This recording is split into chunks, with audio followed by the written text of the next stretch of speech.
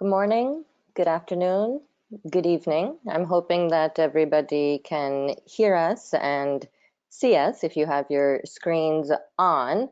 I wanted to welcome everybody to this webinar that we have on demystifying the entry points for social protection and cash. My name is Zara. I'm one of the consultants, along with Isabel Pelli, working on knowledge management, on linking social protection and cash. And we're very excited to have you all on board. Given that it would be good to know who we do have on board, we're running a couple of small polls, and it would be good to understand.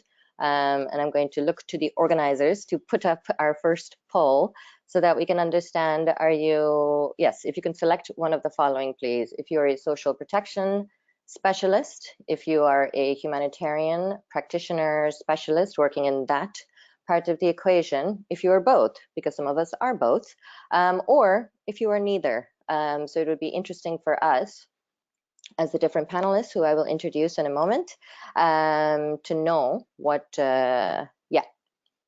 who might be part of our attendees. We do have around 64 of you logged on right now, which is excellent. And I'm going to let that poll run and talk a little bit about what we are doing with this webinar. The webinar is part of the Grand Bargain subgroup on, sorry, I'm just looking at the other screen that we have. At the World Humanitarian Summit in 2016, social protection emerged as one of the ways to strengthen the humanitarian and development nexus by addressing underlying poverty and vulnerability, as well as by supporting localization of humanitarian action.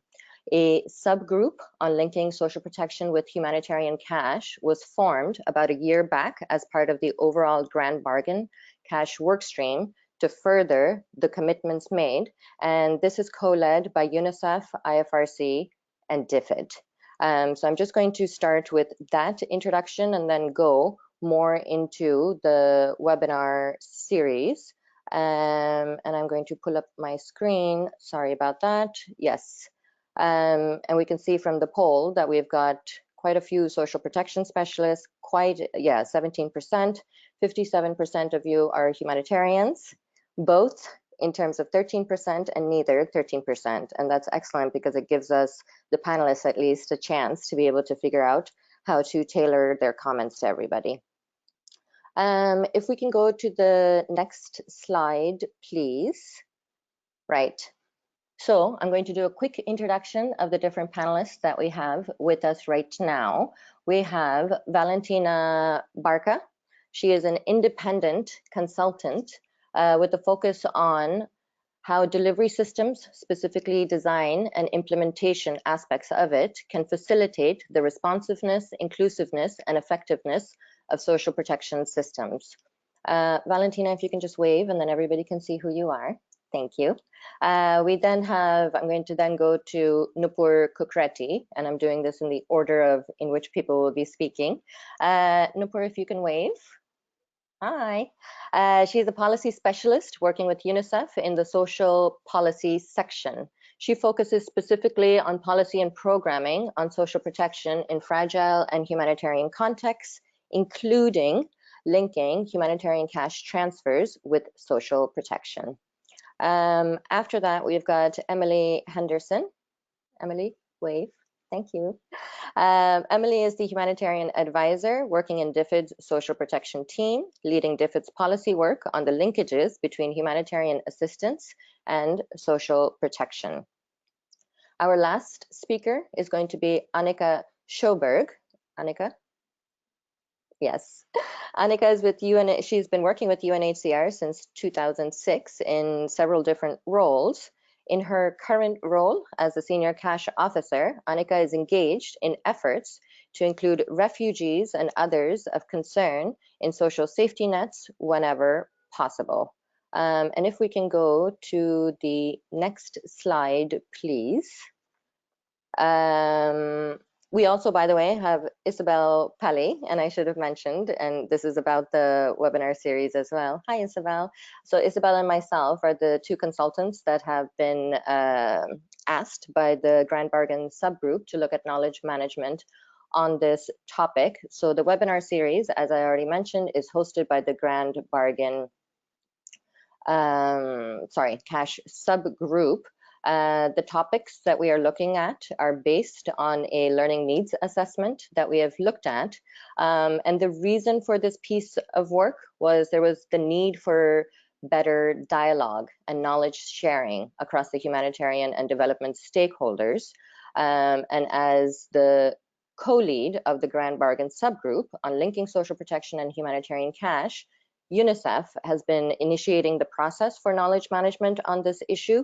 And one of the things that came as important that we should be looking at for knowledge management on this issue is that, we do it through a webinar series and discussion threads on the specific topics of interest. The idea behind this is to facilitate knowledge sharing between humanitarian and social protection stakeholders, with the underlying objective of enabling the humanitarian stakeholders to access the learning and knowledge on social protection and its relevance to humanitarian response. We are, very much interested in equipping humanitarian actors with knowledge on the topic to better implement cash voucher assistance linked with social protection. And on that, we would like to run a poll that is around how equipped do you feel to deal with implementation? And I need to make sure that the correct poll shows up. Yes. How equipped do you feel about implementation of humanitarian cash voucher assistance using social protection systems? I mean, this is the crux of what we are looking for. Looking to do within the consultancy and when the Grand Bargain subgroup takes the work forward. So it'd be good for us to also understand, is it not at all at this point? Is it somewhat? Is it you feel mostly equipped around this, or you feel fully equipped to be able to implement humanitarian cash voucher assistance using social protection systems? This is going to be one of the last polls that we are running, and then we will move into the objectives. In fact, while we are doing that poll, we can probably move into the objectives just to keep moving on with the webinar. So we can also have the different panelists switch off their videos for the time being. Valentina, you can stay on since you're going to be the first presenter. And it is good to understand from the poll that we do have a range of answers on this, and good to see that people feel somewhat equipped, 52%, or at least like half of you feel somewhat equipped to be able to implement humanitarian cash voucher assistance using social protection programming. So just very, very quickly to run you through the different objectives that we have for this first webinar. And it is basically to introduce the key social protection concepts that are relevant to humanitarians. We want to be able to clarify the different elements of a social protection system and the opportunities for humanitarians to engage with each other. Engage with each of the social protection systems. We also want to introduce the different crises in which humanitarians may need to engage with social protection systems, and because practical examples and case studies are always relevant and the best way to learn, we also have a case study later that we'll be looking at. If we can go to the next slide very quickly.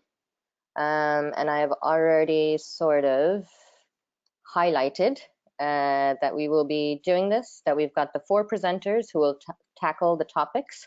We will have Valentina, who will talk us through what social protection is and the ways in which humanitarians can think about engaging with the systems. Nupur Kukreti on how to look at the entry points within the systems. Emily will talk us through different contexts and possible opportunities for entry points there. And again, as mentioned, Annika will give us a quick snapshot of a case study from Cameroon. We would like to encourage everybody to use the chat box for any questions as they arise or comments as the speakers are presenting. We are hoping to wrap this bit up in about 40 minutes or so. I know it looks like we have quite a few speakers, but we want to try and wrap it up as quickly as possible to give a lot of space for discussion and debate. We want to keep it interactive. We had the social media links before, so definitely use those. And with that, I'm actually going to go ahead and hand over to Valentina to talk us through what we are calling Social Protection 101. Yes, so thank you very much, Zeta, for the introduction. And exactly, so my role is to really just zoom into the topic of social protection. And I ask those 30% of people in the room that actually do have quite a bit of expertise on this topic to bear with me. So what is our definition? Social protection is a set of policies and programs that are aimed at preventing or protecting all people against poverty, vulnerability, and social exclusion throughout their life cycle, with a particular emphasis towards vulnerable groups. There's a lot of definitions of social protection that we could be using. We're choosing this one because it comes from the Social Protection Interagency Cooperation Board, and you can see just kind of the broad membership of this group on the right here on the screen. If we go to the next slide, what do we mean when we're talking about kind of these life cycle risks and shocks? You can see here we're borrowing a few slides from the Transform Curriculum and Social Protection Floors. We're facing a myriad of life cycle risks at every stage of our life, and these are compounded by external covariate shocks and also other kind of forces: poverty, malnutrition, chronic illness, disability, and kind of our status, gender, etc., etc. And we ultimately, the mandate of social protection is to address the resulting needs, regardless of how they came about. So if we think of social protection as a set of interventions that are working together to address these needs, we can, if you click once, if you go to the next slide, you can see that, for example, you might have programs that are addressing different phases along the life cycle, such as a child grant program, or maybe for old age and an old age pension, or you might have programs that are facing and tackling specific vulnerabilities for social protection. Another way of framing this, if we go to the next slide, is to look across the pillars of social protection. And again, there's different ways of conceptualizing this. This is one way that we can think of this across our contributory pillar, our social insurance pillar, which is basically catering primarily to our formal sector workers, and it's providing insurance for unemployment, maternity, disability, work accidents, old age, in the form of, for example, old age pensions. And what we see in many low and middle income countries is that those covered by this contributory pillars are actually a very small percentage of population, because we've got high rates of informality, etc., etc. Then our non-contributory pillar is that the reason it's called non-contributory is because it's not based on the contributions of individuals. It's tax financed.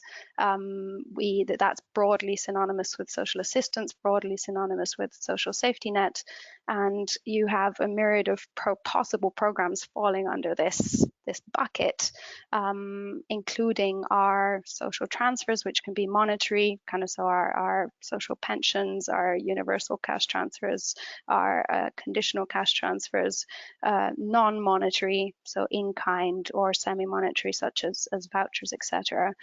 Also public works programs, and in some categorizations, we're also including social care services under this pillar, where we're looking at programs that are addressing the broader risks beyond kind of purely economic risks of populations. And then you've got this broad other pillar where we're doing a bit of cheating and lumping quite a few other things together, including labor, kind of passive and active labor market interventions, your subsidies, fee waivers, etc., but also informal forms of social protection kind of across our populations. If we go to the next slide, where are we aiming towards as a sector? Kind of what is the vision? And of course, the strong foundations were set with ILO's recommendation 202, and even more so with the SDGs, and especially SDG 1.3, where we're talking about the objective of implementing nationally appropriate social protection systems and measures for all, including floors, and by 2030 achieve substantial coverage of the poor and vulnerable. But there's also other SDGs, and you can see them in that figure there, where the concepts and the mandate of social protection broadly kind of strongly contributes towards these SDGs. And more so, we're seeing key actors in this field converge towards embracing some of the principles of what we're calling universal social protection. And there's a link there on the presentation to a useful website where you can find a lot more information on this. Where broadly we're talking about kind of our vision to move from where we are now towards kind of covering more substantial segments of population, depending on people's needs, providing kind of adequacy in terms of the level of financial protection, covering of risks in terms of the amounts that people are receiving, how long they're receiving it for, the type of protection that they're receiving, but also that third dimension of comprehensiveness, so in terms of which risks are covered across different programs, because different types of interventions are actually addressing different types of risks, and we might need to be layering across these. And there's been a lot of talk recently, for example, about cash plus and linkages, and these are all kind of broadly discussions that are had within the slow extension of government's social protection systems. And if you kind of think about these three dimensions of coverage, adequacy, and comprehensiveness, you'll see that you'll notice some similarities with a lot of the discussions in the humanitarian sector. Let's go ahead. Where are we at compared to this vision? Next slide, please. This is just one way of looking at the picture. It's based on kind of one of the two key publications on the social protection sector, and this is the ILO World Social Protection Report. So in terms of coverage, if you kind of focus at the top of this figure in terms of where are we at kind of at global level, the population covered by at least one social protection benefit, we have 45% of population. That means, and there has been substantial progress in recent years in terms of coverage, but we're obviously still very far off from that target, and different regions, if you look kind of down across this graph, are doing very differently regarding this overarching objective. Similarly, if I had time to look at the issues of adequacy and comprehensiveness, you'd see a very diverse picture in different countries, and overall we're making progress, but we're still far from being where we'd like to be. So if we go to the next slide. I know that for those of you who are humanitarians in the room, the question of kind of what about cash will be there in the background. And yes, a lot of government social protection systems. So if you think of the contributory social insurance branch, that's basically 100% cash. If you think of your social assistance here, if you sum the blue bit, the yellow bit, and the green bit across those countries, your unconditional cash transfers, your social pensions, your conditional cash transfers, and this is by spending across different instruments, you'll see that they actually take on a large proportion of instruments. And here the data source is the Aspire World Bank database and the State of Social Safety Net's 2018 report. Okay, next slide. Having kind of given this overarching picture, let's just take a step back a second, because in practice, what does this mean? What have countries been doing to achieve these objectives and to move in this direction? There's some very important building blocks of our social protection systems, and we can be looking at these at three different levels. At policy level, you have your kind of underlying financing for social protection, legal and policy frameworks, and your kind of governance and coordination frameworks. And again, there has been a lot of progress in recent years. As an example, countries across sub-Saharan Africa have been slowly introducing social protection policies and strategies, and kind of slowly embedding recommendation 202 in legislation, of course, to very different extents, and the same can be said globally.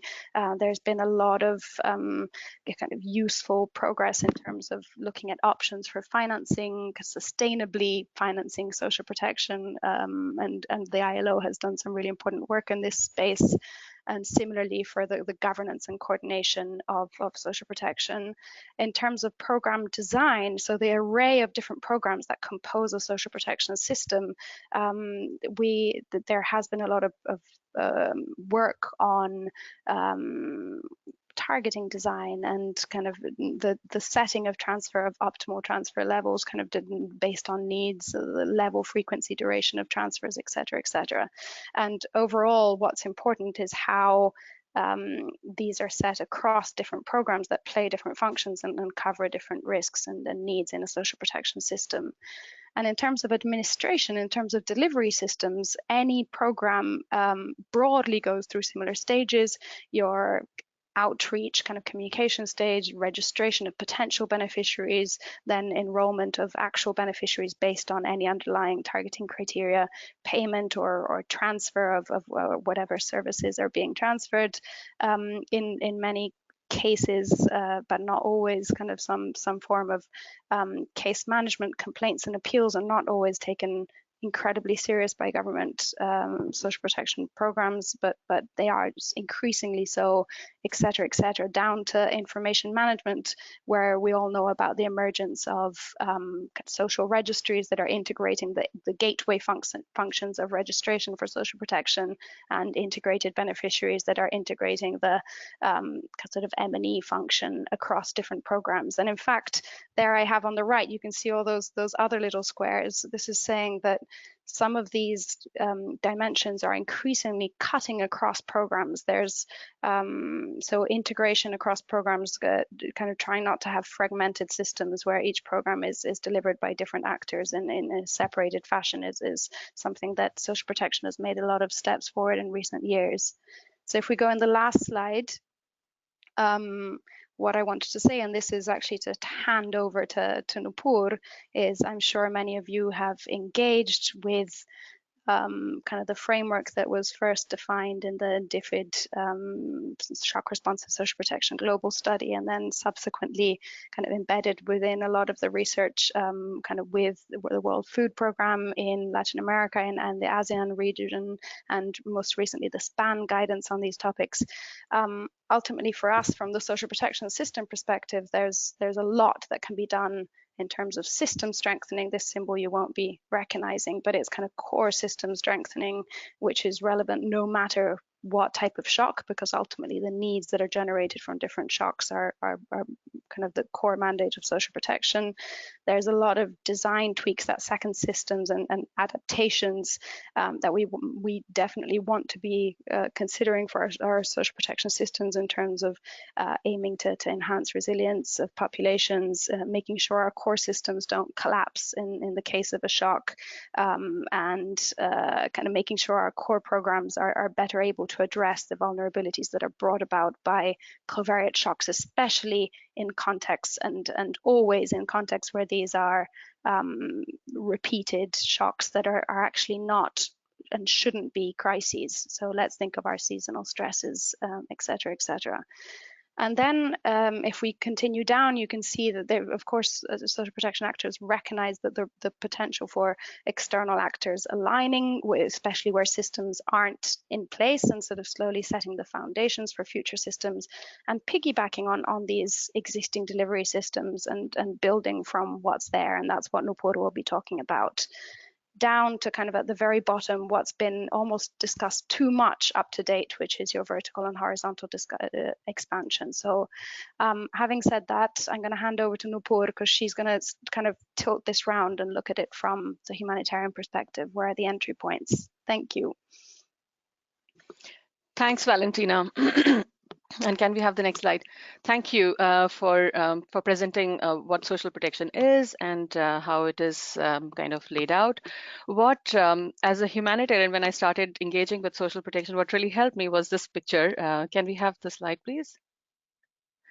It gives a very good sense of how different components that Valentina has just spoken about, how those different components of social protection system, they link with each other.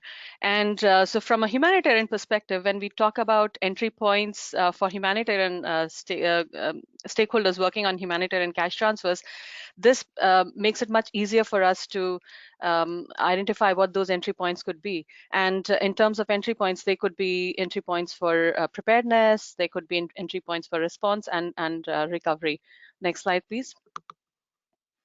So if we look at the policy level, I'm not going to read all these things that are there on the screen, but just for an example, at the preparedness level, we could be, as humanitarian cash stakeholders, looking at engaging more actively with the social protection policy development at the national level. And it is indeed happening in some places. For example, I can think of Malawi, where humanitarian agencies did come together to help the government and work with the government on developing the social protection floor, which not the social protection floor, but the social protection policy, which is also risk informed as a result of the engagement of a lot of humanitarian stakeholders. And similar experiences we see in different other countries as well.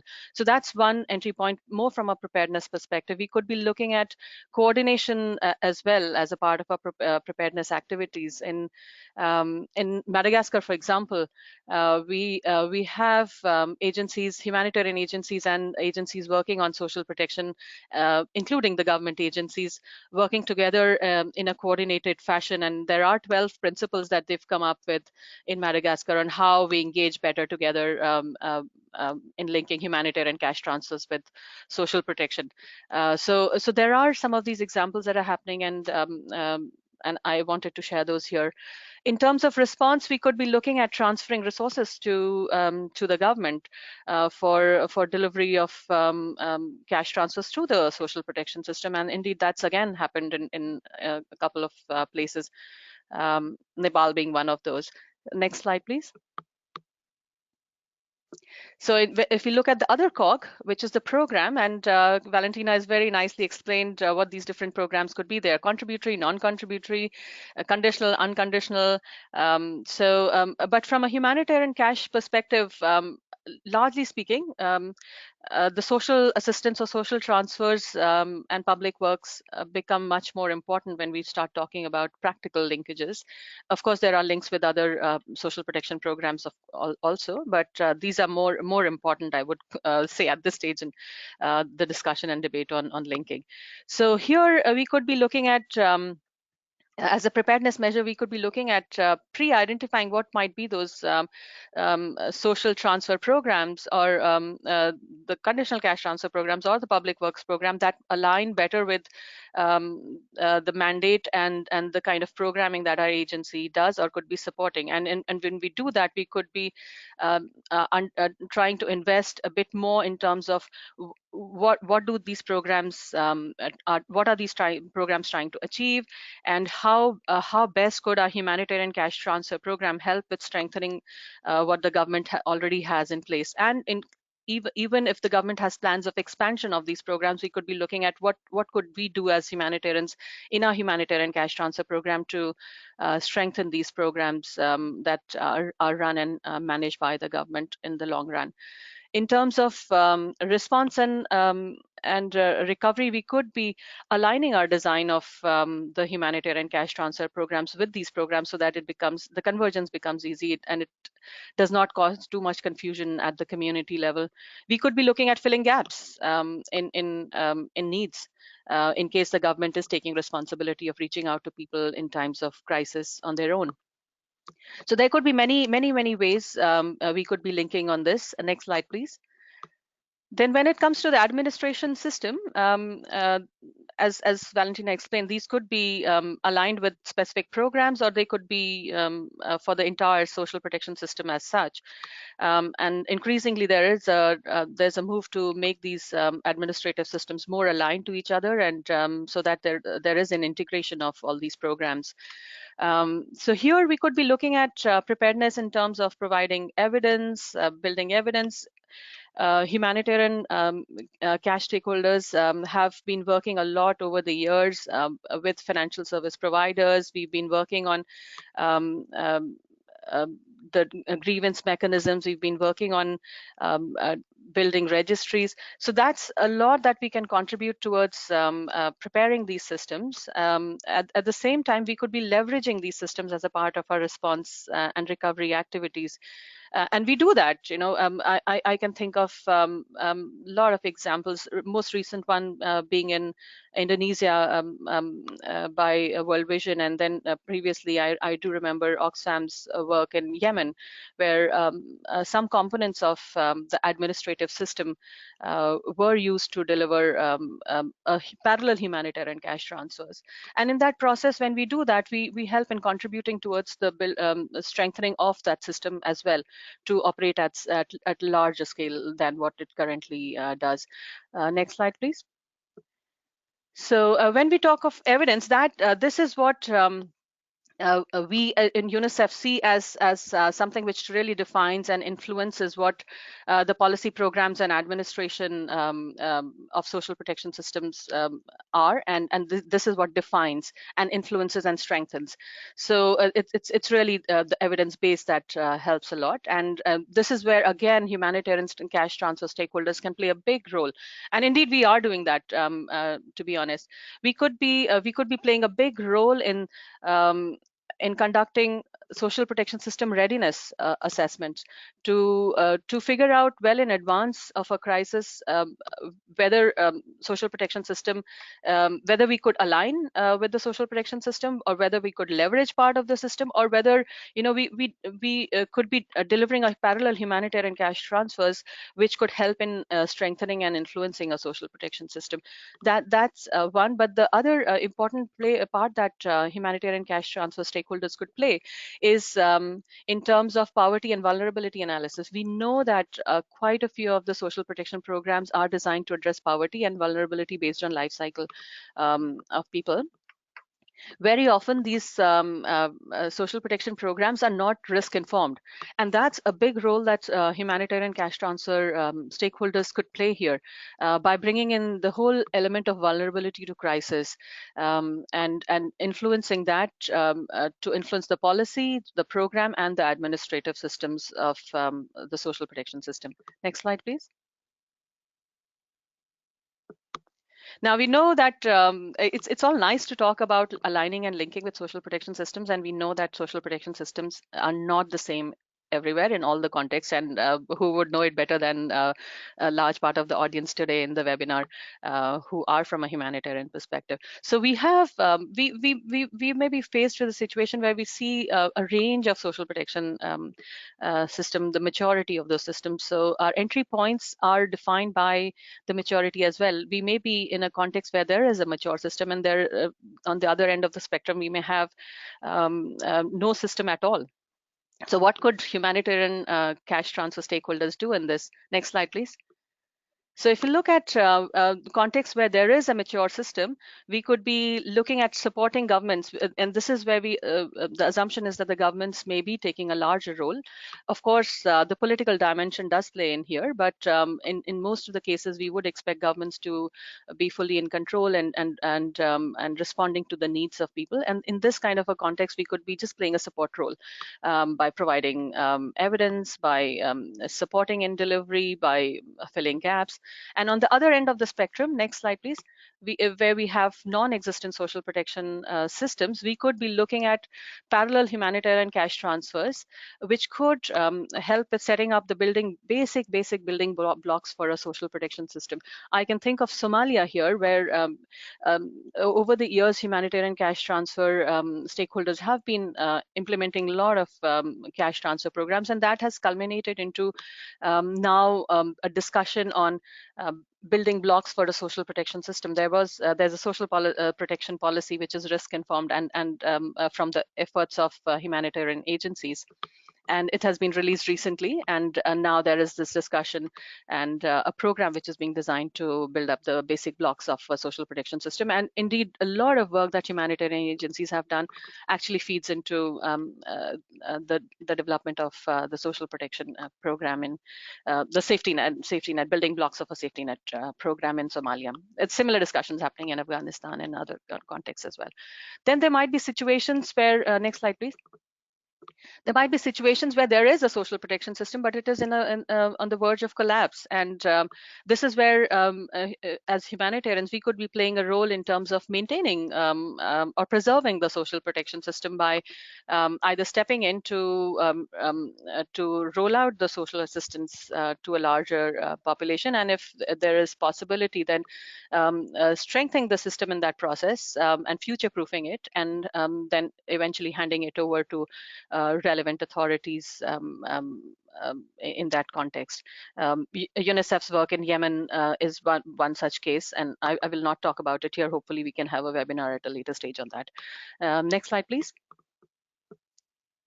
And a large part of, so between a non-existent social protection and a mature social protection system, we have lots of permutation and combination. And I'm not going to go into the detail of how we could and what we could do, but all those efforts could be easily clubbed under leveraging social protection systems for humanitarian cash transfers. And Valentina has already talked about all the different options of piggybacking and aligning and tweaking. And also expansions. But at the same time, when we do leverage these systems, we could be consciously working towards contributing to social protection system strengthening. And I've already laid out in the previous slide what could be the various entry points for us from preparedness and response angle to work towards strengthening and leveraging social protection systems. So next slide, please. So in all, basically what I'm trying to say is that the role of humanitarian stakeholders may of course vary based on our mandate and our experience and expertise, and also the direction that our agencies want to go. But it also depends to a large extent on the maturity of social protection systems. So where there is no social protection system, or the social protection systems are extremely weak, that's where humanitarians have a more of an operational role.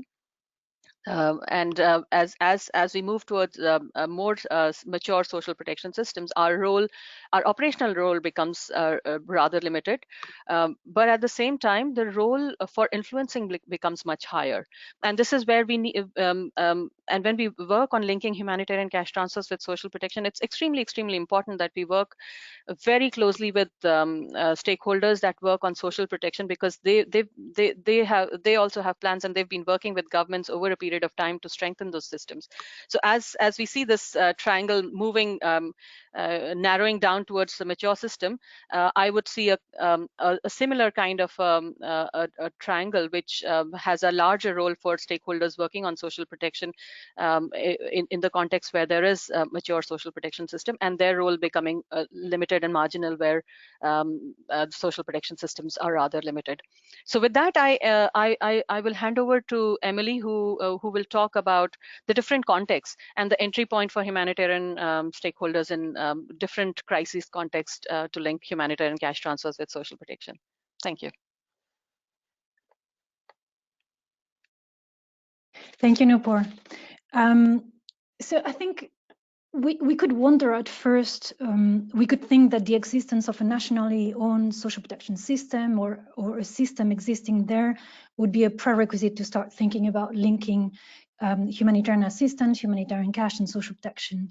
And that in a way, why would this agenda apply to contexts where such systems are non-existent or very weak? And I think Nupur has started focusing on the fact that there can be a value in looking at linkages, even in the context where such nationally led, locally led systems are either non-existent or very weak. That is why in DFID we have started talking about the use of social protection approaches in crisis, rather than specifically or strictly speaking social protection systems owned by national or local actors. Which means that actually the entry points will not always be nationally owned and led from the from the beginning. But let's take a second in reflecting why would we be thinking about the linkages, especially where there are no such systems existing, where the capacity might be very limited, state capacity. And basically, are we not diverting our attention as humanitarians, I'm speaking as a humanitarian, and our limited resources into making responses to crisis much more complex when actually we already have quite a lot to improve, and we are doing a lot to improve? I think the bottom line is that most contexts, in most contexts, poverty and crisis are very closely interlinked, and vulnerability to crisis cannot be considered anymore as a separate element from poverty. So we know that poorer people are more likely to live in areas exposed to disasters or conflicts. And according to the estimates, more than 80% of the world's extreme poor will be living in fragile and conflict-affected states. And we know that countries with the greatest humanitarian need are also those where 60% of the poorest live, affected by fragility, environmental vulnerability of both. So both are interlinked. And while the vast majority of humanitarian assistance, over 80%, goes to protracted crisis, so lasting more than 3 years. That was in 2016. Our responses are most often designed or funded on a short-term or shortish-term basis. So the system is not always or not often designed to meet predictable or long-term needs, and can be ineffective at addressing chronic vulnerability. So the idea that is, and the practice and the evidence that is starting to emerge is that social protection features, characteristics, or approaches could start bringing and offering more predictable, more effective, less fragmented delivery of transfers to affected people. So basically bringing it back to humanitarian assistance, social protection approaches could strengthen crisis responses and humanitarian assistance in certain contexts. So how does this look like? There isn't one only way of considering the entry point. So building on what Nupur was saying, we have found in DFID, we have found it useful to look at it from a type of crisis perspective, while also looking at the level of maturity, at the existence and level of maturity of the social protection system. So we have looked at it from the 3 contexts that you can see here: most fragile states and protracted conflict contexts, situations of protracted displacement, and recurring shocks, often climate related. If maybe I can expand, but looking at the next slide, where we have tried to represent, if we could go to the, exactly, where we have tried to, so this is an imperfect way of trying to capture the combination between the maturity of the social protection system on the top, with the type of crisis and the ultimate purpose of the systems. In context of recurring shocks that can often be climate related, the vision can be to have an agile social protection system that can scale up and deliver assistance to people that are affected by cyclical or predictable risks. So many of us have in mind the example of Kenya, the Hunger Safety Net program, that is a model of shock responsive social protection. So the core system provides regular transfers to the poorest 100,000 households, but also has pre-registered 268,000 people, poor households, that can receive transfers in case an agreed trigger is set in case of drought severity, and they can receive emergency payments remotely within days of this trigger being launched. And here I would like to make reference. So we are looking at the last column, the right column, at the shock responsive social protection, but I want to make reference to a study funded by USAID on the economics of resilience to drought and carried out by Courtney Cabot-Venton, where she found that, where the study team found that there could be a saving of 30% on humanitarian aid spending through an earlier and more proactive response that uses safety nets or invests and or invest in resilience. So basically, if you, what this study says is that if you are able to build resilience, so through core social protection, and you are able to respond before people are going to reverting to negative coping strategies, so they receive a transfer then, which could be linked to the adaptive social protection, and then are able to receive an early transfer through shock responsive social protection, then you could be saving 30% of the humanitarian aid spending. Or put in another way, every dollar invested in building people's resilience through safety nets and or resilience activities could result in up to $3 in reduced humanitarian aid and avoided losses. So quite a change in the perspective and the way we can think about humanitarian investments, with both an anticipatory perspective and a long-term lens of building resilience. So we see social protection approaches are allowing us also as a delivery mechanism for risk financing, allowing for building resilience and also for early warning,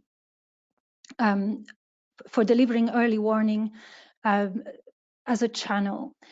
We think it can play a critical role in climate and crisis resilience.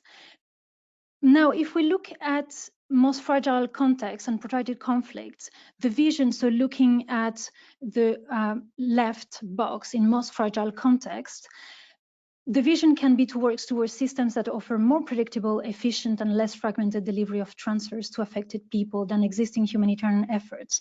And Nupur made reference to the example of Somalia, which I wanted to touch upon very quickly. So not only the idea is to start building the social safety net system using elements of the humanitarian infrastructure and programming, but it has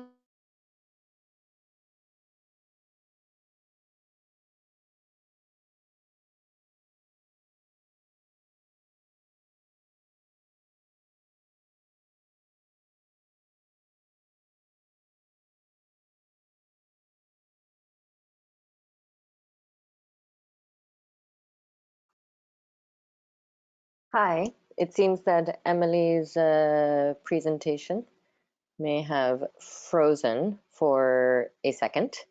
Oh, there we go. Emily, you're back, but we can't hear you. Yep, there we go. Sorry. Can I finish this sentence? Yeah, sorry, you had frozen for a second. So if you can just take us back and start with the Somalia example. Thank you.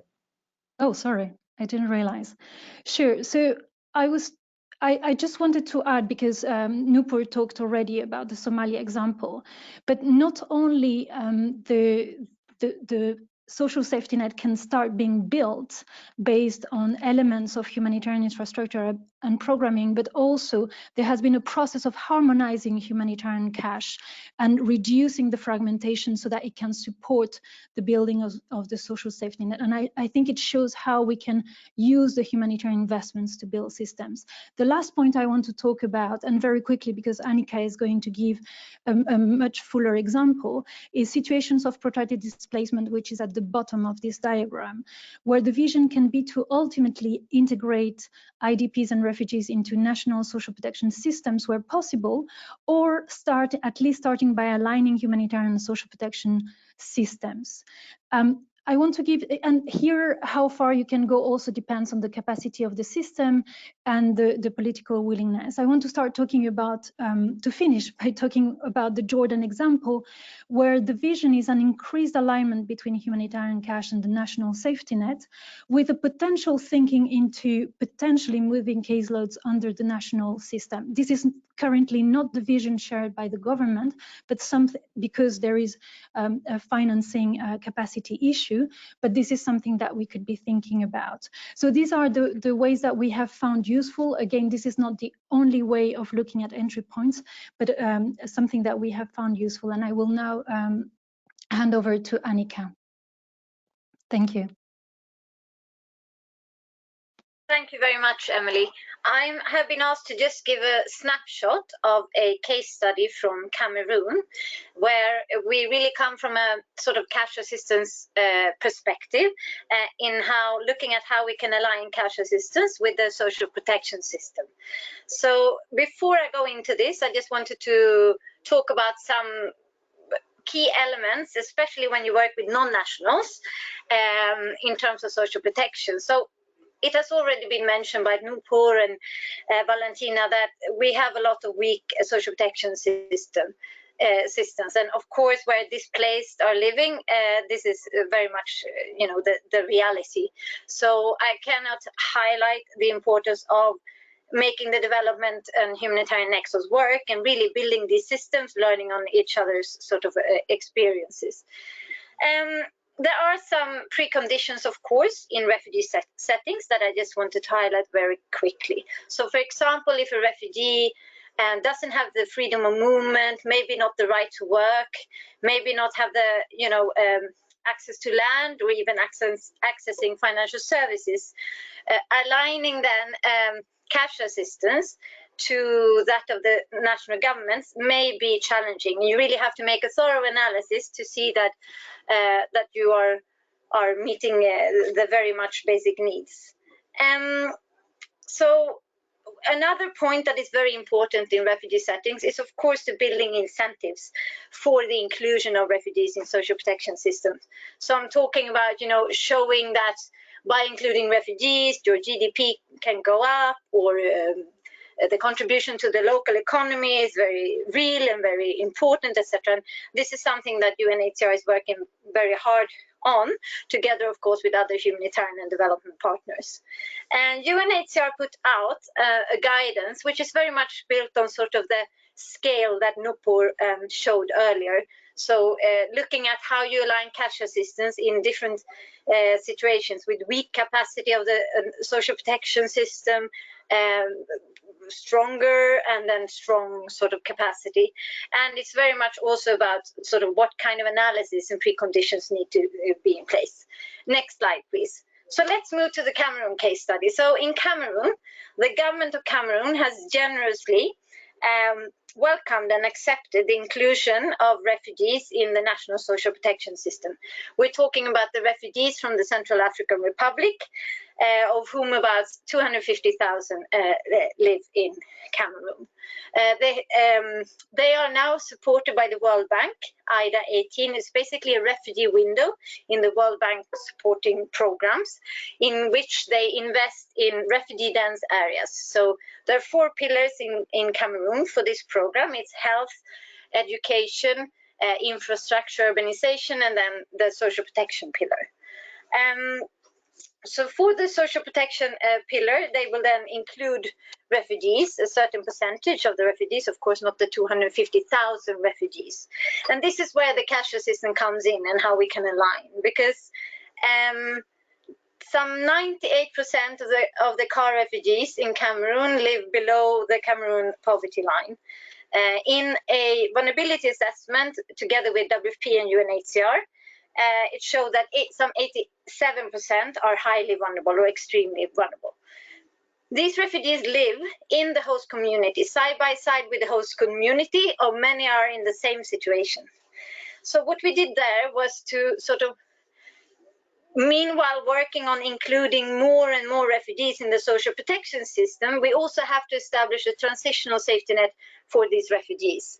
And if we are going to this transition, that we can't have a completely parallel system. So we try to mirror as many elements of the social protection system of the government for our sort of transitional safety net. So we align the transfer value and also the different components. And the components are basically about the social assistance part, the non-contributory part. So the social assistance for 24 months, this is topped up by a livelihoods grant and livelihoods activities in order to sort of have an exit strategy, so we can target these people off assistance. And there is also an emergency grant part, which can then come in case of emergencies. And this could, for example, be a new influx. In this transitional safety net, we also, of course, include host communities. And currently we have some 35,000 refugees receiving this transitional safety net through, or part of the transitional safety net, through mobile money. So the transfer mechanism, for example, is something that we didn't align. The government uses cash in hand, but we already had established mobile money. So this is, for example, where the other learning can come in, and they may move to mobile money, which has proven to work very well. And just a reflection on sort of what were the learnings from this process, etc. So one learning was, of course, that when you go in, you have to make an assessment and look at what can reasonably be aligned. And in this case, we couldn't align all of the elements. There is an alignment process ongoing of the targeting approach, but this is then handled by the Humanitarian and Development Nexus working group in the country. It's really important to have baseline and monitoring in place, because if you then align this and you actually shift assistance, for example, you have to make sure that the most vulnerable are not negatively impacted. The alignment has to really take place gradually. This is not something you can change from one day to another, and you have to really put in place a thorough communication strategy. Including host communities is always very important, from sort of the in terms of assessment, the communication and participation. And like has been said by most of the panelists, doing this before an influx is, of course, ideal, because you can prepare, and there may be, regulatory frameworks that you need to adapt, etc. And you really have to dig into the legal rights, but also how these rights are implemented. So, for example, in Cameroon, they have access to land, but what is the quality of that land? Can they actually, use the land for something? It's just an example. They may be able to. It was an example from the actual implementation of the legal framework. Above all, of course, I think, which sort of many of the panelists also have underlined, is pulling in development actors and other social protection actors. So if this is now going to work, we need really, the World Bank and other development actors, other governments coming in to sort of support this approach, because as we have said, in many of the countries with weak social protection systems, it's even very challenging to take care of your own, let alone then people coming into your country. So then all support is very much needed. So I'm going to stop there, and so we have some time left for questions. Thank you very much, Annika. And I'm actually going to ask all the panelists to come back on the video so that we can, if your systems can handle it, so that we can get into the Q&A part of this. We already have quite a few questions coming in, which is fantastic. But I just wanted to do, because we've just thrown quite a bit of information at people. So just to do a quick roundup of, we started with Valentina, giving us the overall sort of picture of what is social protection. And we did feel that this was important, because when we were doing the data collection and trying to figure out what are the needs that humanitarians have, knowledge needs that the humanitarians have, one of the big things was around, actually understanding what is social protection. So it was excellent. Thank you so much, Valentina, for talking us through, what is the life cycle risks, for talking about, where we are looking at universal social protection now, or that there's a convergence around this idea that we want to be able to look at when we're talking about social protection widely. We want to look at the comprehensiveness, the adequacy, the coverage.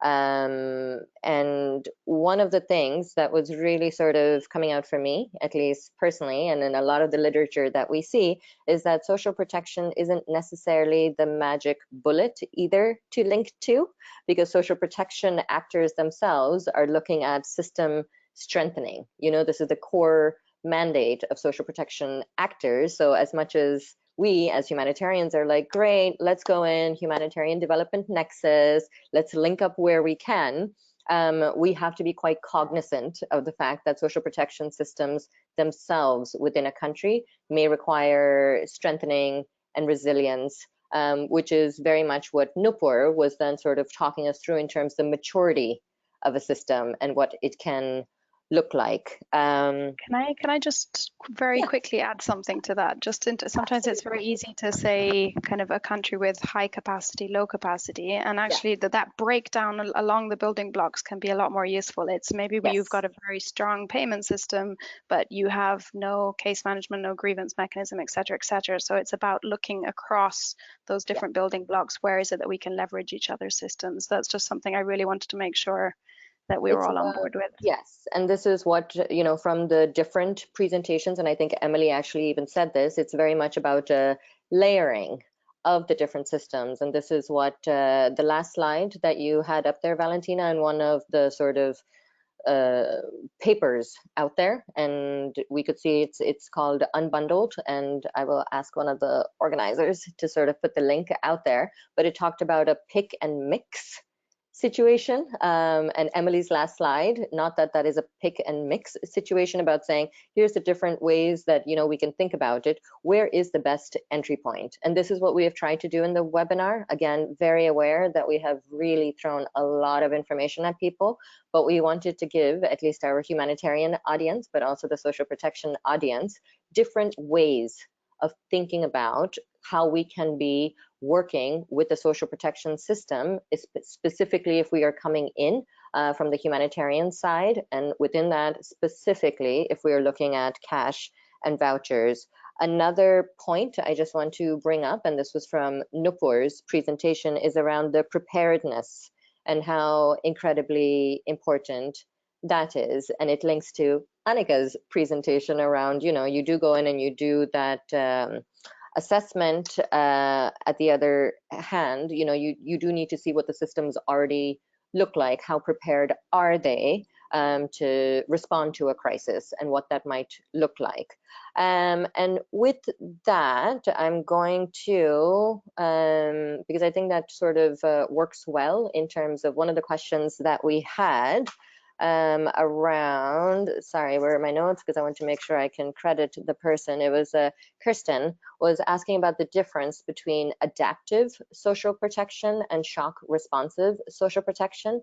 And Valentina, if you could just sort of give us a brief sort of overview answer on that one. And we are taking questions, so please, people, keep putting them in the chat box and we will try and direct them as best as possible. Valentina? Okay, so I'm going to be a bit cheeky here. Broadly, these two terms were born coming from two different directions, different actors kind of using different terms to look at slightly different things.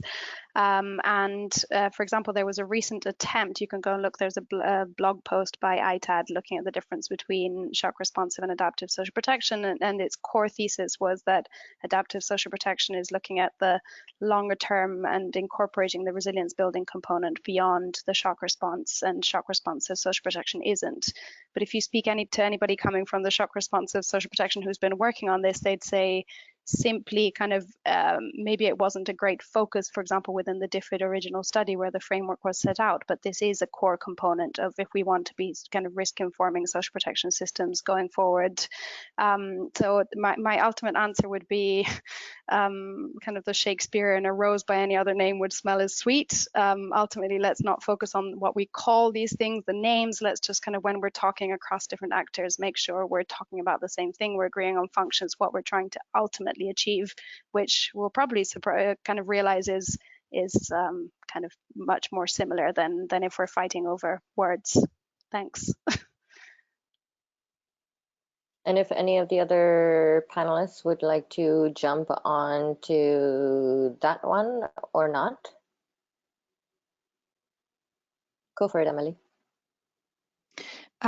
What I found useful from a practitioner perspective, and not being specialist in definitions and not wanting to enter into is to realize the benefits that you can have in. So we talk a lot about the response to crisis once the crisis is there, but is looking at the benefits in being able to deliver transfers earlier, based on an earlier identification of what might be a risk, or what might, before people resort to negative coping strategies. So this is what I find useful, is to see the 3 steps: resilience before crisis, that's core; transfers that can be more timely, but that are not necessarily when the shock happens, they are before you go to negative coping strategies; and then the shock response that is much more, you deliver in a way humanitarian assistance through a social protection system. I found that useful for my own understanding. Over. So then I'm going to segue, and any of the panelists can jump in to answer this question, but we have a question from Gabriel Fernandez in terms of how can humanitarian action contribute to supporting national efforts to achieve the social development goals. Sorry, the chat box just moved from his question. 1 second. Sorry about that.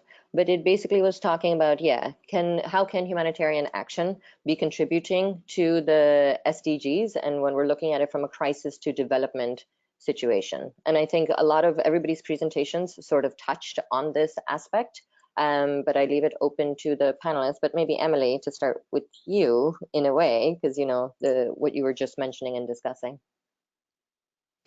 I mean, I think we have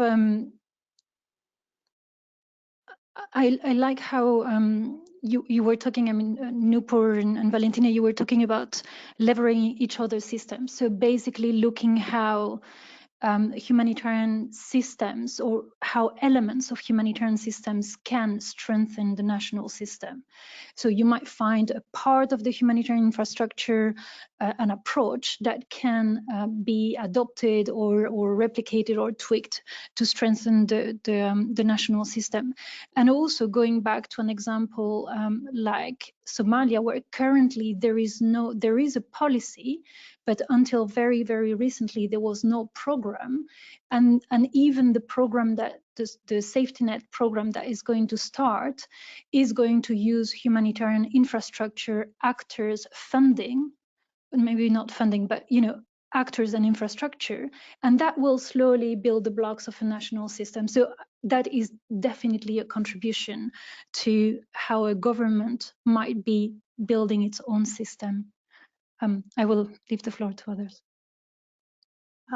Just one quick comment on my side is that, again, coming at it from the social protection perspective, so shifting the cake round again. I mean, there's already a lot of actors, kind of development partners internationally, who have been focusing extensively on social protection system strengthening, and then at country level there's been kind of great momentum, civil society partners and governments kind of really making big steps forward. And so the question here for me is more, where is the delta, kind of what is the difference from that kind of routine system strengthening across all of those building blocks, from the delta of actually kind of when we're encompassing a broader focus on kind of both short-term and longer-term future risks, kind of, and looking kind of future-proofing rather than just looking backwards, which is sometimes what social protection systems are doing.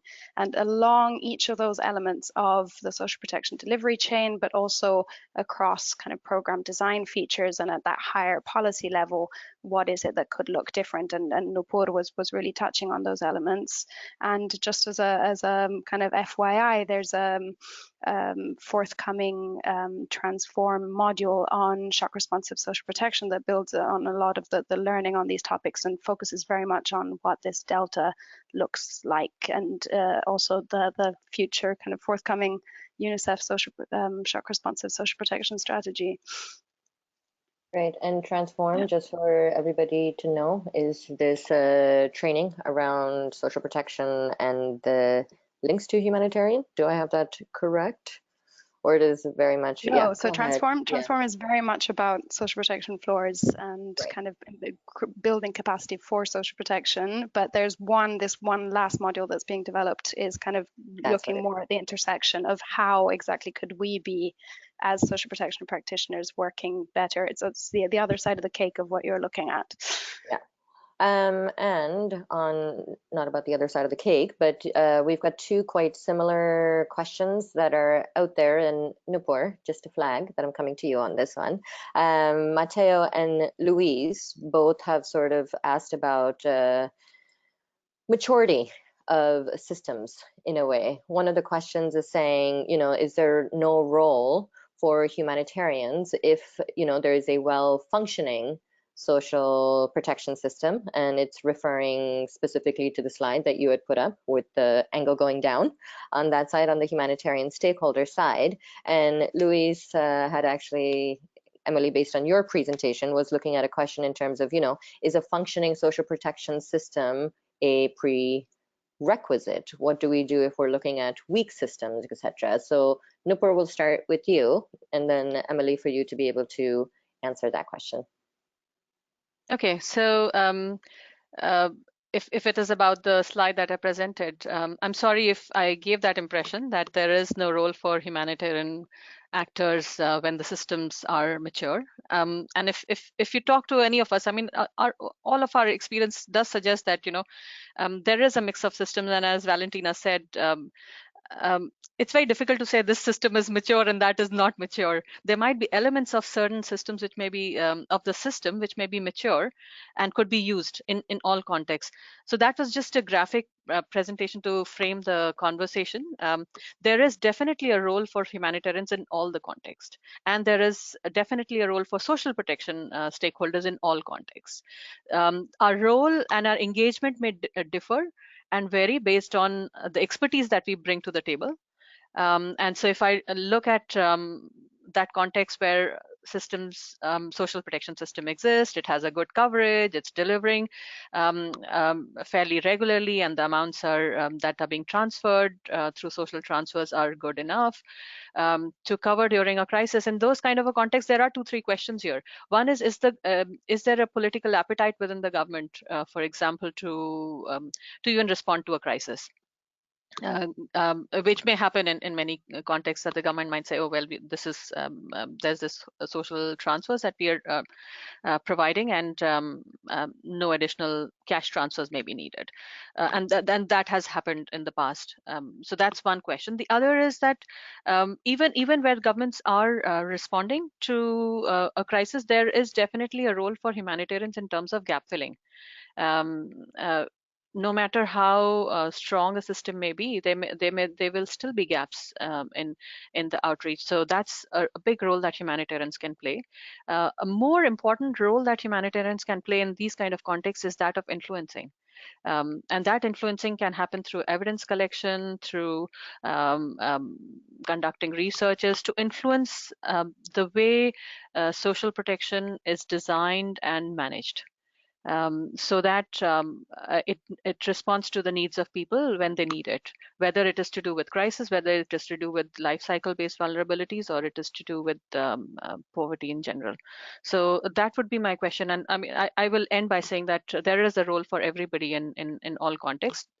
Our extent of engagement would depend based on our on our mandates and the expertise that we bring to the table. Over. Emily? So I want to build on the point, in particular on the point on influencing. So you might have a national system that is very weak, but then the point is, how can the humanitarian response influence and the learning and influence that national system? So I'm thinking about, there are probably many more examples, but the example of Iraq, where the first step was to align the humanitarian system, the humanitarian cash programming with the national safety net. And that was going 2 ways in terms of who was, and they started looking at targeting. So in terms of who are the vulnerable, who are the people in need, how do you identify them? So that was a cross-fertilization between the two, and how you can start bringing in some knowledge, some evidence, some capacity, and strengthen the national system. Now, definitely, a strong national system is what you need to aim for. And for me, the question is, the question becomes how, especially in contexts where the crises are protracted and recurrent, is how do you use the humanitarian funding and the humanitarian investment to strengthen, to progressively strengthen the national system? That's a key question from my perspective. May I just add one point from a non-national perspective? In terms of strong governments, there is a lot of legwork that we need to do in terms of changing the legal framework before a crisis happens, in particular in a refugee crisis, for example. So if we are going to achieve adaptive social protection for refugees, we may have to change legislation before it even happens, and that can take many years. So I mean, there is a lot of work that many of us can do in terms of preparedness, even in strong capacity settings. Absolutely. And I think this is a key lesson across the board in so much of the literature you look at, or if you talk to anybody who has implemented from the humanitarian side, trying to work with the social protection system, the preparedness aspect is, absolutely 100% key. One of the panelists was going to say something. I was just, again, I mean, this is just reinforcing things that have been said again and again, but ultimately across sectors, we are trying to achieve those common outcomes of better meeting needs in terms of the adequacy of and the comprehensiveness of the risks that we're addressing, and the coverage of population, the timeliness across the different phases of the crisis, the accountability to affected populations, ensuring predictability of funding and assistance to households, eliminating the duplicated kind of delivery systems and processes, and that kind of greater sustainability and ownership, and the acknowledgement in the background of the trade-offs between these in terms of who is doing what. There will be trade-offs. We might want to be slightly compromising on humanitarian principles, but with the longer term objective of increasing ownership and sustainability, and just to keep that always in mind in terms of that spectrum. Yeah. I mean, some of the key words that continuously I see coming up in this conversation is around trade-offs, leveraging, and layering, it's how, but again, the purpose of this webinar was to try to start demystifying some of those things, not say that there is one framework that humanitarians should be working in or one way to think about it, but that there is multiple sort of ways in which to think about the topic, how to be able to engage, how to be able to implement something like this. And speaking about, we do have a question around, what are the new forms of, or what are the forms, or how we can be leveraging and linking the different funding mechanisms to bridge the gap between social protection actors and humanitarian actors. Like we said, we're trying not to duplicate, we're trying to work better together. And Emily, it was one of the things that you had, you were talking about in the last comment, where you were like, how the key question is how to use that humanitarian funding. And given that you're DFID, I'm going to go ahead and ask you the question. It's from Julie from CALP. Sorry, Julie, I don't quite have your last name in McDowell, Lawson McDowell. But the question is around, what are the new forms of funding? How can we be using these different funding mechanisms to bridge this gap? I think the point I'm trying to make is that it's not only about the funding, but it's about what we do with that funding. Yeah. That's an easy way of getting out of of the funding question. No, but it's serious. I'm serious when I talk about that. It's having a longer term vision and building sustainable blocks that could, that can build a long-term system. That being said, absolutely, it's not possible to do that with very short-term funding and very unpredictable funding. Let's not lie to ourselves on that. So multi-year funding is probably an enabler in this point, but then is how do you combine development sources of funding or new mechanism like IDA with humanitarian funding. I think that for me the most important is looking at the multi-year funding, and second is how do you invest that money, and how do you have a common vision between the humanitarian cash community and potentially the safety net community, so that you can start converging where and in a way that makes sense. That's a quick way of answering. Over. Go for it, no. Can I just say something here?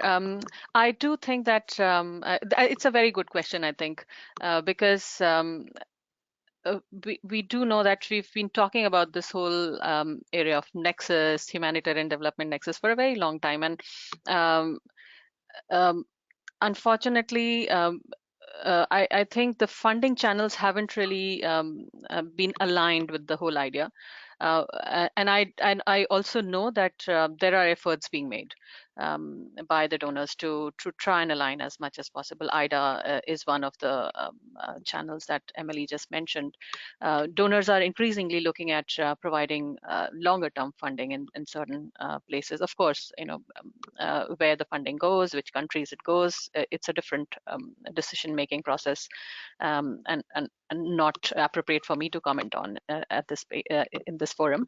But having said that, I also think that there is a slight level of onus on us as humanitarians and development stakeholders to align better and to coordinate better with each other within humanitarian stakeholders in the way we design our programs, and also with stakeholders who work on social protection, so that we are more coordinated in terms of what we do, how we do, and how each piece of the puzzle fits in together for supporting people. And let's not forget, people are the center of what we do, whether we approach it from a humanitarian perspective or we approach it from a development perspective. If we are better coordinated, better aligned, forgetting all the mandates, issues, and the focuses that our agencies bring in, if we try and work together, we could be doing much more through different types of fundings that currently exist even. So that's where I'll end here. Okay, thank you for that. Very aware of the time. We have about 9 more minutes. We have a couple of questions that are quite practical and linked to different speakers and part of their presentations. And one is on Stephen Michelle is asking for any good examples. And these are about, when I say they're practical sort of questions, it's about looking at the social protection system and how we can, as humanitarians, be using it. And one is around complaint mechanisms and feedback and what that could look like, the accountability to affected populations, etc.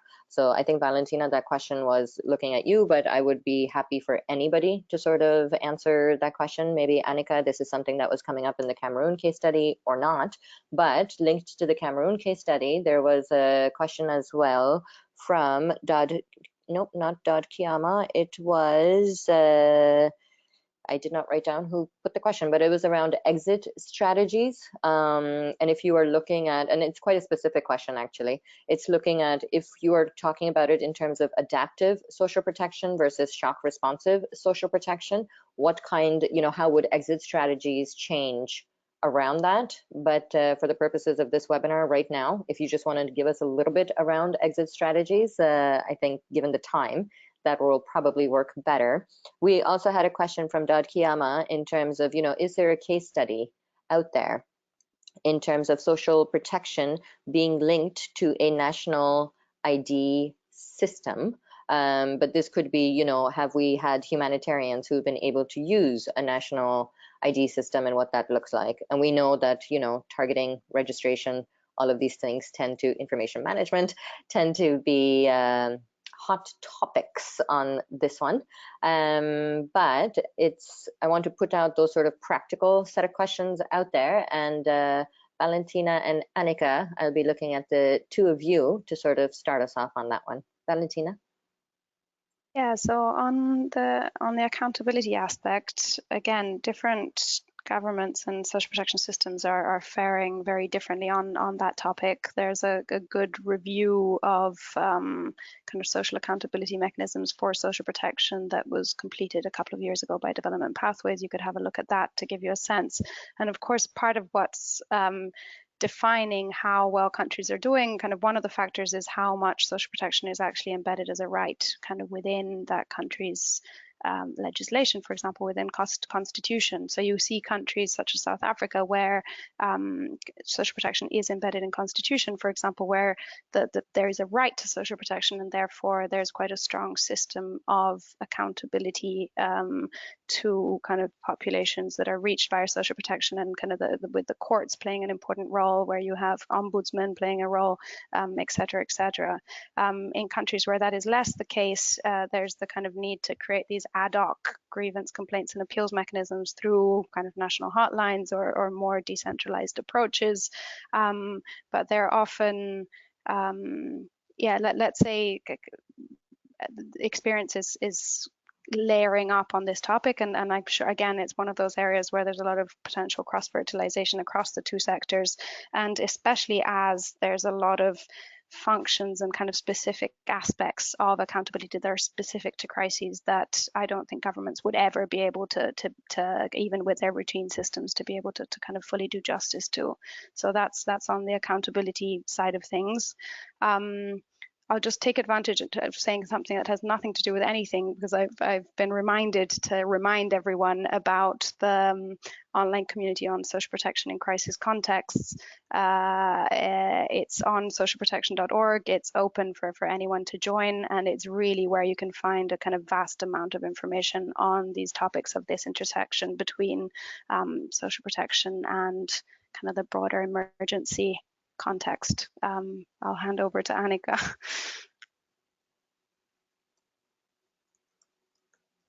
We can't hear you. Just since we only have a few minutes, maybe just touch quickly on the exit strategies. What we have found very useful and very good learnings in terms of linking with the national social protection system is really, for example, in Cameroon, but in Niger and other countries, is where we give the social assistance and we have sort of the livelihoods grant on top of that. But then also then using the national systems designed by national, local actors to sort of have all of this mentoring or training or community sort of based work, or the accompanying measures in terms of livelihoods that often can function better than humanitarians. So I see that as a great opportunity going further to build sort of closer links in terms of that particular part of the cash. And I mean, it's not often that we are lucky that we can have the top up grant, but if we have it, we should really build on the local actors and the local systems in place, which have showed, for example, through some of the World Bank analysis and evaluations, that is actually quite successful, and it targets off people of assistance. So I think rather than building some new humanitarian and livelihoods thing, we should look at how we can use that, in my opinion. Okay, great. And thank you so much to all the panelists. We still do have some pending questions, but next slide, please. What we can do is, and this is something that I believe sb.org does, socialprotection.org does anyways for us, is that we can compile the list of questions we have. We will ask the panelists to be able to answer them, and we will send them on to you later on. But I do want to say thank you so much to Emily, Annika, Valentina, and Nupur. This was super interesting. It was great to be able to see the different ways in which humanitarians can look at engaging, the layering, the trade-offs, basically, the different methods in which, and the complications, but also where we can find the simple ways of engaging. For everybody else, we just wanted to let you know that there will be, this was the first in a series of 4 webinars. We do have, these are what we've tried to do, is give you the list of topics that we are sort of looking at that came out of the needs assessment. We would love to have contributions from people. So if you have ideas or different contributions, ideas around a webinar and what that could look like, please do email Isabel or myself. We have that, we have our emails listed up there.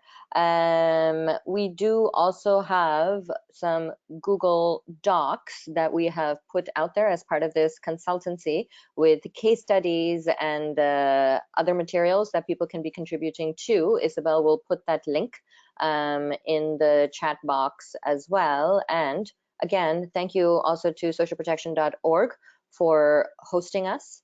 We do have discussion threads that are taking place on the CALP So that's cashlearning.org. If you go there, you can sign up for their D groups. So connected again to this consultancy, to the topic. We have one discussion thread that has already happened on data management. That is the editable Google Doc that Isabel has just posted too. And we will try and do we will do the wrap up of both the blog and discussion threads on both platforms on the CALP D groups list, but also on the online crisis and community, the online community for crisis and disasters. Thank you, Valentina, for mentioning that one on sp.org. And with that, thank you again, everybody. Absolutely get in touch with us around anything, and we will see you next time.